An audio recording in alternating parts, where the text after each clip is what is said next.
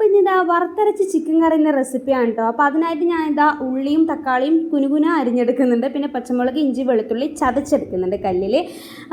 നമുക്ക് 2 പേർക്ക് മാത്രമായിട്ട് കുറച്ച് ക്വാണ്ടിറ്റിയിൽ മാത്രമേ ഉണ്ടാക്കുന്നുള്ളൂ. പിന്നെ ഇതാ വറുത്തരക്കുന്നതായതുകൊണ്ട് തേങ്ങ വേണ്ടല്ലോ. അപ്പോൾ ഞാൻ തേങ്ങ ചിരവി എടുക്കുന്നുണ്ട്. ഈ തേങ്ങേനെ വറുത്തെടുക്കണം. അതിനായിട്ടൊരു പാൻ അടുപ്പത്ത് വെച്ചിട്ട് തേങ്ങ ഇടുക. അതിനകത്തേക്ക് ചെറിയുള്ളി, വെളുത്തുള്ളി, ഉലുവ, ജീരകം, മല്ലി കുരുവോടെ ഇടുക. അതുപോലെ തന്നെ കുരുമുളകും കുരുവോടെ, പിന്നെ കറിവേപ്പിലയും വറ്റൽമുളകും കൂടി ഇട്ടിട്ട് നന്നായിട്ട് റോസ്റ്റ് ചെയ്തെടുക്കണം. നല്ല ബ്രൗൺ കളറാകുമ്പം ഇത് എടുത്തിട്ട് മാറ്റി വെക്കണം. എന്നിട്ട് ചൂട് തണിയാൻ വെക്കുക.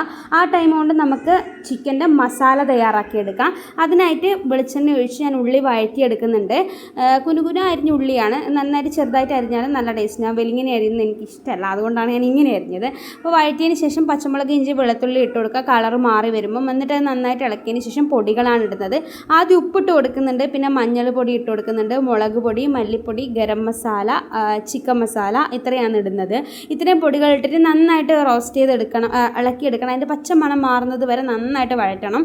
ആ വഴറ്റിയതിന് ശേഷം നമ്മൾ തക്കാളിയാണ് ചേർത്ത് കൊടുക്കുന്നത്. തക്കാളി ചേർത്തതിന് ശേഷവും ഇതുപോലെ തന്നെ തക്കാളി ഉടയാൻ വേണ്ടിയിട്ട് നന്നായിട്ട് വഴറ്റിയെടുക്കേണ്ടതുണ്ട്. അതിനുശേഷം നമ്മൾ ചിക്കൻ ഇട്ട് കൊടുക്കുന്നുണ്ട്. ചിക്കൻ ഞാൻ മാരിനേറ്റ് ചെയ്ത് വെക്കാറില്ല, അങ്ങനെയാണ് എനിക്ക് കുറച്ചും കൂടി ടേസ്റ്റ് വന്നത്. എന്നിട്ട് ചിക്കനും കൂടി ഇട്ടിട്ട് അടച്ച് വെച്ചിട്ട് വേവിക്കുക. അപ്പോൾ ചിക്കൻ്റെ വെള്ളം നന്നായിട്ട് ഇറങ്ങും. അപ്പോൾ തന്നെ നമ്മൾ തേങ്ങ ആറിയിട്ടുണ്ടായിരുന്നു. അതിനകത്തേക്ക് കുറച്ച് വെള്ളവും കൂടി ഒഴിച്ചിട്ട് അരച്ചെടുക്കണം, പേസ്റ്റ് പോലെ.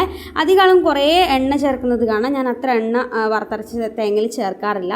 പിന്നെ ഇടയ്ക്ക് ഞാനൊന്ന് തുറന്നിട്ട് കറിവേപ്പില ഇട്ട് അടച്ചു വെക്കുന്നുണ്ട്. വെറും ചിക്കൻ്റെയും ഉള്ളിയുടെ വെള്ളം മാത്രമേ ആദ്യം ഉള്ളുമായിരുന്നു. പിന്നെ മസാല, അതായത് തേങ്ങ അരപ്പ് ഒഴിച്ചതിന് ശേഷം മിക്സി കഴുകിയിട്ടുള്ള വെള്ളവും കൂടി ഉണ്ട്.